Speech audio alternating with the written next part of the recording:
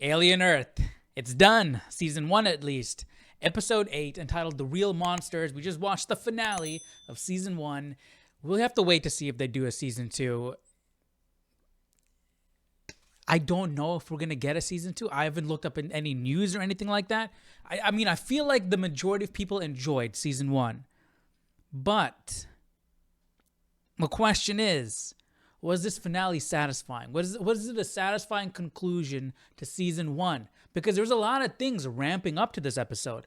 I feel like the season started off decent. It started off good. I really enjoy the tone of Alien. I like the sound of Alien. I like the entire world. Everything about Alien I enjoy. This show was able to capture the sound. The sound design was good. It captured the overall aesthetic, the overall tone. I liked it. The sets, the practical effects, everything. Visually, aesthetically, I liked the show. Where the show fell off is the writing, the execution. The ideas were cool, but they were carried out in the most absolute dumb ways. Characters did the dumbest things. And that took me out. This is a sci-fi show. Immersion is incredibly important. And if you do things that are so unbelievable that it's just like, okay, yeah, this is obviously a fake TV show. This wouldn't happen in real life. I cannot believe this character would do something like this. The suspension of disbelief is gone. The last few episodes especially have been like this, where it's just, I cannot fathom, especially that scientist lady on the ship, on the Maginot. She by far is just the dumbest characters in the entire show, the most incompetent character. So what I'm trying to say is there was a lot banking on this finale. If they really stuck the landing in this episode, like if this episode was an 8 out of 10 or more, I'd be willing to forgive some of the things that they did in the previous episodes. Unfortunately, that was not the case. The writing in the show just isn't up to par. Visually, let's talk about some of the good a little bit here. Visually, again, it was cool. The opening shot with the Xeno walking on the beach, crawling over Arthur's body. I thought that shot was cool. They didn't really go anywhere with it. The whole effect was, oh, we're following the Xeno. We're trying to see where it's going. We got a shot of it on the beach. We got a shot of it in the jungle. I thought we were going to get something extra here because we were following the Xeno. We were seeing things from its perspective. It was like it was the protagonist in this little sequence, but it didn't really go anywhere. In the end, those shots were just for the sake of the visual, and that's it. Anyways, let's move on from there. Neverland is in an absolute mess. We have Morrow and his team in prison. We have the Lost Boys. We have the synthetics in prison. We have aliens running all over the place. This place is an absolute jungle. I mean, it is a jungle, but it's in super deadly alien jungle now. And they did this voiceover going over the state of the island. I think it was Cavalier's Boy Genius's dad talking to him. And he was telling him communications are down, the hybrids are confined. And it reminded me of this old Jurassic Park 3 tie-in game, Dino Defender, where you had the narrator talking about the state of the island. Communications are down, security is down, the dinosaurs are loose on the island. It just really reminded me of that, and I thought that was kind of cool. All right, I don't want to go through every single plot detail, so let me just jump to this. The hybrids, the Lost Boys in their jail cell, they're talking, and the Peter Pan parallels are just way too on the nose. I liked it at the beginning of this show, but now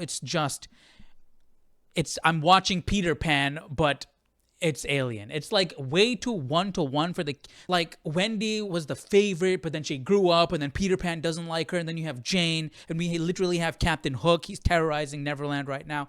It's gotten to the point where it's not just Peter Pan symbolism. It is literally mirroring the characters in Peter Pan. And they're not even hiding it anymore. They're literally telling it to you in the show. See, when you do things like parallelism and symbolism, the magic is the subtlety. If you're just all outright doing it and telling the audience right in front of their face, literally characters are breaking down the parallels and telling the audience. You've made it an integral part of the story. Characters are aware of it. Decisions are being made. Realizations are being made based off of this. And it's just like, why? It diminishes any intrigue that was created initially. It's like they shot themselves in the foot with this. And I don't know why they would do that. And it wasn't just the Peter Pan stuff that was so on the nose. They literally tell you the children are not children. They can't be children anymore. They grew up, but they're not allowed to be adults. So what are they?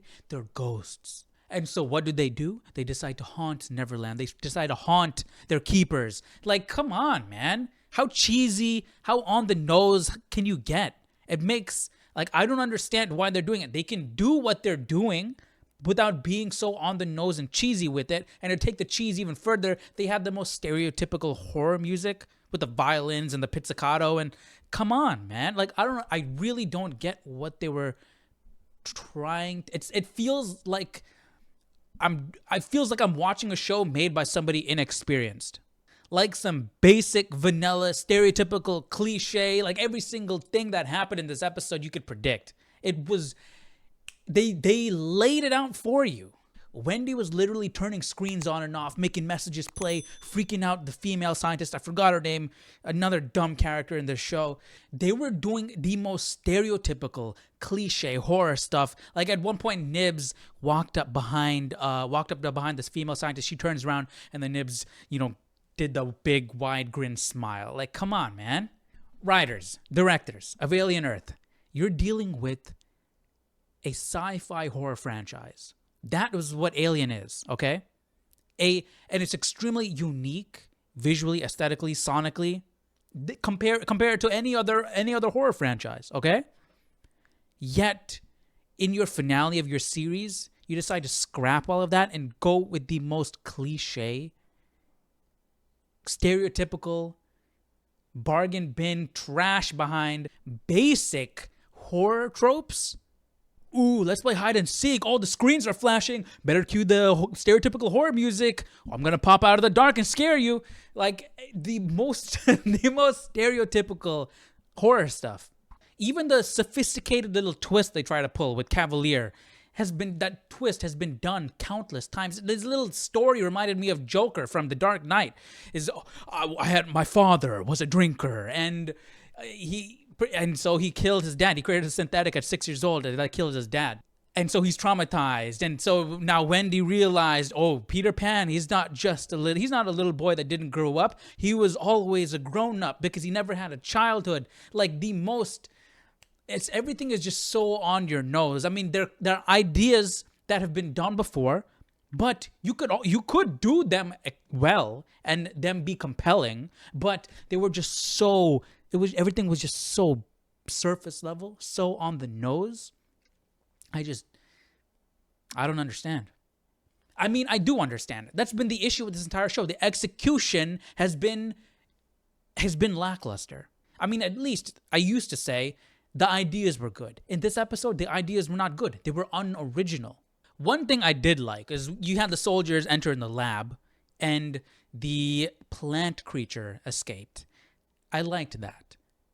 Visually. Again, the visuals in the show are good. Like, oh, speaking of visuals, the Xeno is a little tiny guy. He's a little tiny little Xeno. But, okay, let's go back to the lab with the plant creature.